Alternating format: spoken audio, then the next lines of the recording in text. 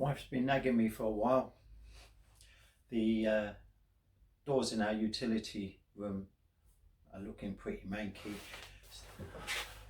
Once upon a time, this was a really expensive kitchen, but since we built our extension and put a nice modern grey one, and our old kitchen's become our utility room, these are looking pretty drab.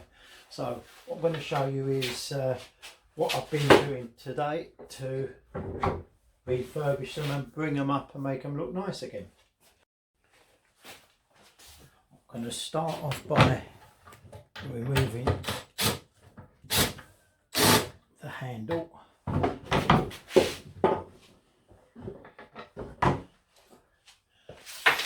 And I won't be using these old handles again.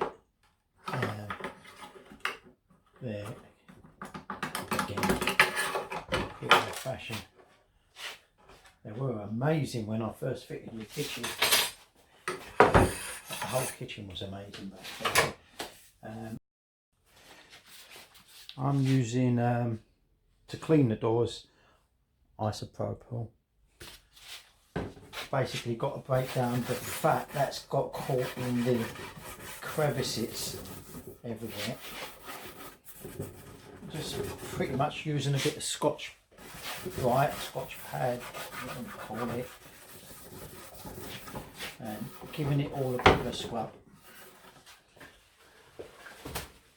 and then wiping it off. You can see the gums coming off of there.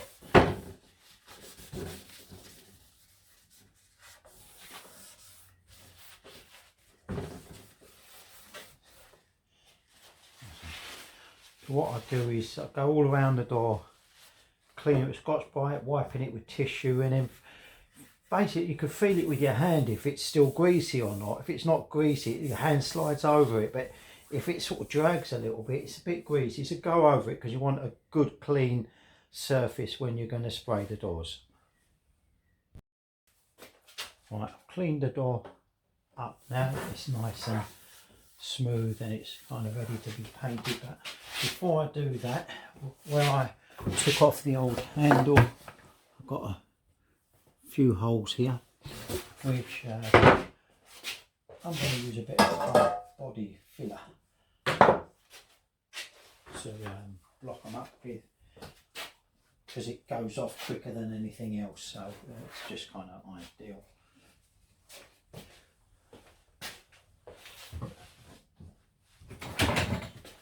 Just one.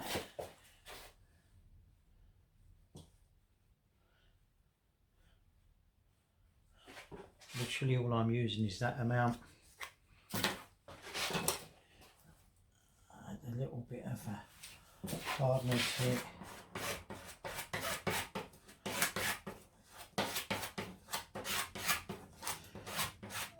Mix it all until it's gone a consistent colour and there's no marbling in there. Simple as that. And then just force it into the holes without getting it anywhere else.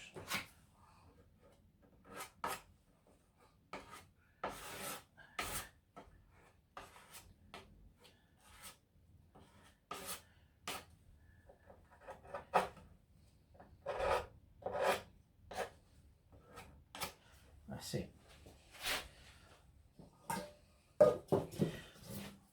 I'll give that a few minutes to dry off. Fill some holes on my workbench. A little bit left over.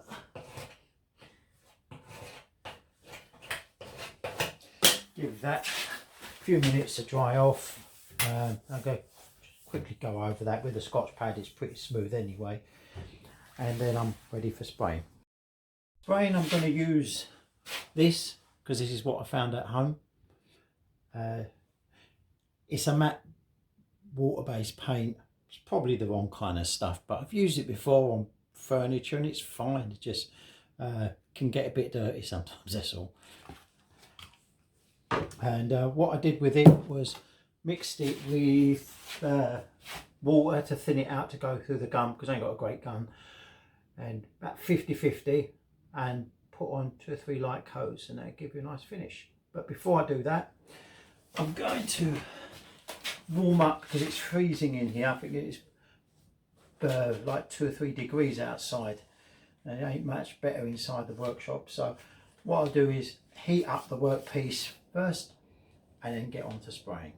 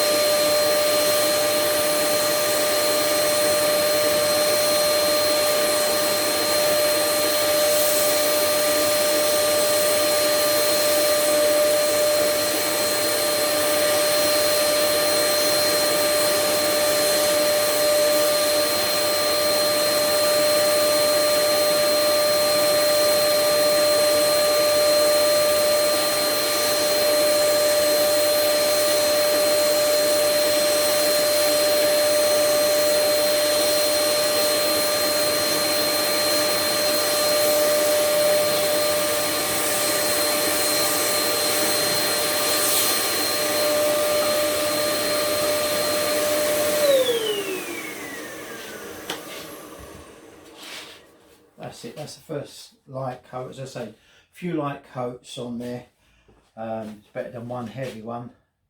I went really heavy on the first bit I tried and that's still drying despite me using the hot air gun. So what I'm going to do now is just dry it off with the hot air gun so I can put a second coat on there.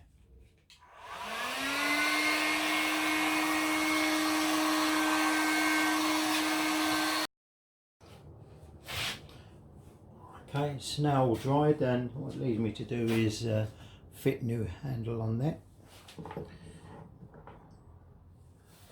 I made a template earlier on so that everything goes in at exactly the right height and position so they line up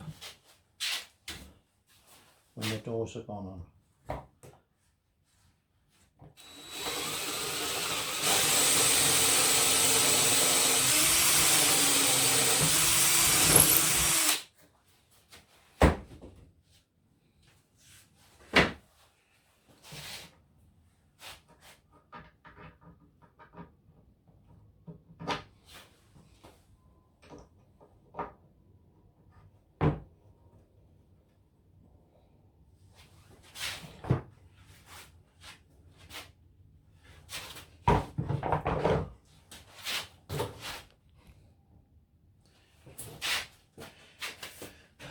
And there it is, one newly finished door.